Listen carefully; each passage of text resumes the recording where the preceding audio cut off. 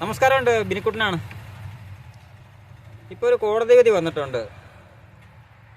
Autorickshaw സ്റ്റാൻഡുകൾ തിരക്കുള്ള റോഡിൻ്റെ സൈഡിൽ പാടില്ല എന്നുള്ളത്. ഒരു ഗ്രാമപ്രദേശത്തെ സംബന്ധിച്ചോളം അവിടുത്തെ സ്റ്റാൻഡ് പെർമിറ്റ് കൊടുക്കുന്നത് അവിടുത്തെ പഞ്ചായത്തിൻ്റെ ഇതിലാണ് അല്ലേ. ആർ ഡി ഒ പെർമിറ്റ് കൊടുക്കുന്നു. ഇപ്പം ഞങ്ങളുടെ സ്റ്റാൻഡ് ഇന്ന സ്റ്റാൻഡ് എന്നുള്ളത്. അപ്പം അവിടെ വാഹനങ്ങളുടെ എണ്ണം കൂടുമ്പം അത് നിയന്ത്രിക്കുന്നത് പഞ്ചായത്താണ്. ഇപ്പം തിരക്കുള്ള ഭാഗത്താണല്ലോ ബസ് സ്റ്റോപ്പുകൾ, അങ്ങനെയുള്ള തിരക്കുള്ള ഭാഗങ്ങളാണ് ഈ ഓട്ടോറിക്ഷ സ്റ്റാൻഡുകളും കാർ ടാക്സി സ്റ്റാൻഡുകളും വേണം. കാരണം ബസ്സിൽ വന്നിറക്കുന്നവർക്ക് പോകാൻ വേണ്ടിയും അല്ലെങ്കിൽ അങ്ങനെയുള്ള സജ്ജീകരണങ്ങളും മറ്റു കാര്യങ്ങളൊക്കെ ഉള്ളതെന്ന് പറഞ്ഞു കഴിഞ്ഞാൽ ഒരു തിരക്കുള്ള ഭാഗത്താണ് വേണ്ടത്. ഓട്ടോ സ്റ്റാൻഡായാലും കാർ സ്റ്റാൻഡായാലും. അപ്പോൾ കോടതി ഇതിപ്പോൾ വേണ്ടെന്ന് പറയുമ്പോൾ പിന്നെ എവിടെ വേണം എന്നത് കൂടി കോടതി പറയണം ശരിക്കും പറഞ്ഞാൽ അല്ലേ. ഓട്ടോ സ്റ്റാൻഡുകൾ ഇതുപോലെ ആളും പേരും ഇല്ലാത്ത ഭാഗത്താണ് വേണ്ടത്. അറിയത്തില്ല. അപ്പോൾ നേരത്തെ ഇങ്ങനെ വിധി വന്നിരുന്നു. എന്തായാലും കേരളത്തിൽ അത് നടപ്പിലാക്കിയിട്ടില്ല. നടപ്പിലാക്കാത്തതിന് കാരണം ഇതാണ് സർക്കാർ തന്നെ കോടതിയെ അറിയിച്ചിട്ടുണ്ടെന്ന് ആണ് മനസ്സിലാക്കുന്നത്. കാരണം ഇതാണ്, ഇപ്പം ഈ തിരക്കുള്ള ഭാഗത്ത് അല്ലാതെ പിന്നെ എവിടെ കൊണ്ട് സ്റ്റാൻഡ് അനുവദിക്കാൻ പറ്റും? ഓരോ വർഷവും ഓരോ ഓട്ടോറിക്ഷക്കാർ ഇതുപോലെ പെർമിറ്റും ടാക്സും ടെസ്റ്റും ഇൻഷുറൻസും പൊല്യൂഷനും ക്ഷേമഗതിയും ഒന്നും വേണ്ട അപ്പോൾസി വർക്ക്, ഈ പറഞ്ഞ പാച്ച് വർക്കും വെൽഡിങ് വർക്കും പെയിൻറ്റിങ് വർക്കും എല്ലാം ചെയ്ത് വണ്ടിയുടെ മെയിൻ്റെനൻസും എഞ്ചിൻ പണി വന്നാൽ പണിയണം, അതൊരു ഗിയർ ബോക്സ് പണി വന്നാൽ പണിയണം. അങ്ങനെയുള്ള ഓരോ ചിലവുകൾ വരുന്ന ഈ ഓട്ടോറിക്ഷകൾക്ക് പിന്നെ എവിടെയാണ് അപ്പോൾ അത്രയും പൈസ ഒരു വർഷം അവനൊരു വണ്ടിക്ക് വേണ്ടി ചിലവാക്കുമ്പോൾ അതിൽ നിന്ന് അവൻ എന്തെങ്കിലും വരുമാനം അവൻ്റെ കുടുംബത്തിന് കിട്ടണ്ടേ? മൊത്തം പൈസ അവൻ പുറത്തല്ലേ കൊടുക്കുന്നത്, അതിൻ്റെ കുറച്ച് വരുമാനമെങ്കിലും അവൻ്റെ കുടുംബത്തിന് കിട്ടണ്ടേ? അപ്പോൾ അതിനുവേണ്ടി അവൻ തിരക്കുള്ള ഭാഗങ്ങളിൽ കിടന്ന് ഓടാതെ പിന്നെ എവിടെ കിടന്ന് ഓടാൻ പറ്റും? നമുക്ക് ആലോചിച്ച് നോക്ക്. ഗ്രാമപ്രദേശങ്ങളിലായാലും ടൗണിലാണ് ഓട്ടോറിക്ഷ സ്റ്റാൻഡുകൾ, സിറ്റികളിലാണെങ്കിലും പ്രധാന ഭാഗത്താണ് ഓട്ടോറിക്ഷ സ്റ്റാൻഡുകൾ കാർ സ്റ്റാൻഡുകളും അനുവദിച്ച് കൊടുക്കാറുള്ളത്.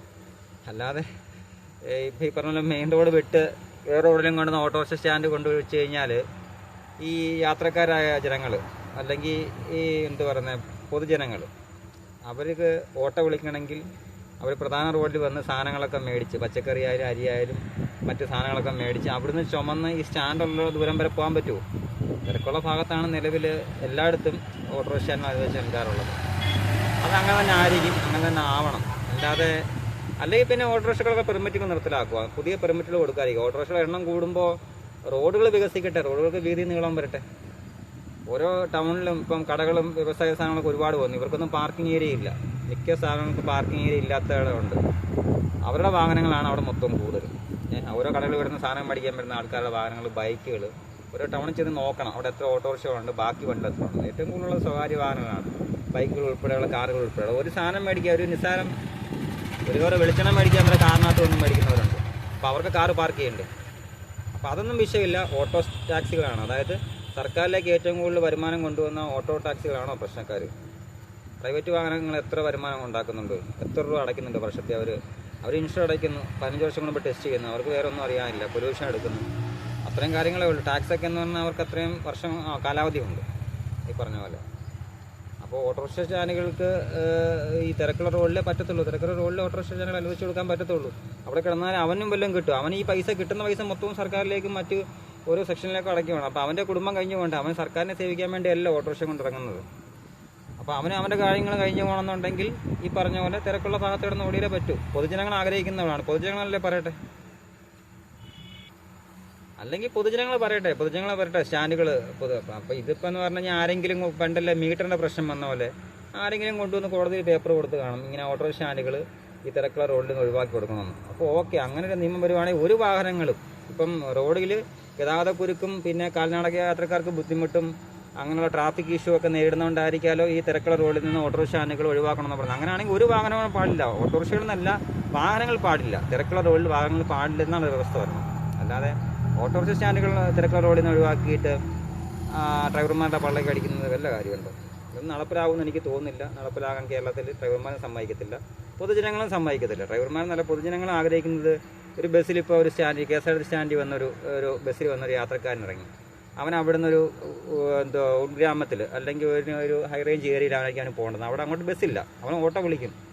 അപ്പോൾ ആ സ്റ്റാൻഡിലാണ് ഓട്ടോറിക്ഷ സ്റ്റാൻഡ് വേണം. ആ സ്റ്റാൻഡിൻ്റെ അടുത്ത് തന്നെ ഓട്ടോറിക്ഷ സ്റ്റാൻഡ് വേണം. ഒരു 100-300 മീറ്റർ അടുത്തെങ്കിലും ഓട്ടോറിക്ഷ സ്റ്റാൻഡുകൾ കാണും. അല്ലാതെ പാതിരാത്രി 12 മണിക്ക് അപ്പോൾ സ്ത്രീക്കും സ്ത്രീകൾക്ക് സുരക്ഷ കൊടുക്കണമെന്ന് പറഞ്ഞ് ബാധിക്കുന്നുണ്ട് കോടതികളും മറ്റു വക്കീലന്മാരും എല്ലാവരും.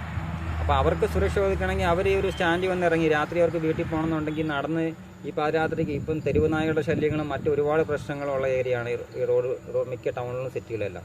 അവർക്കപ്പോൾ സ്റ്റാൻഡിൽ നിന്ന് ഇറങ്ങി കിലോമീറ്ററോളം നടന്ന് ഓട്ടോറിക്ഷ വിളിക്കാൻ പറ്റും.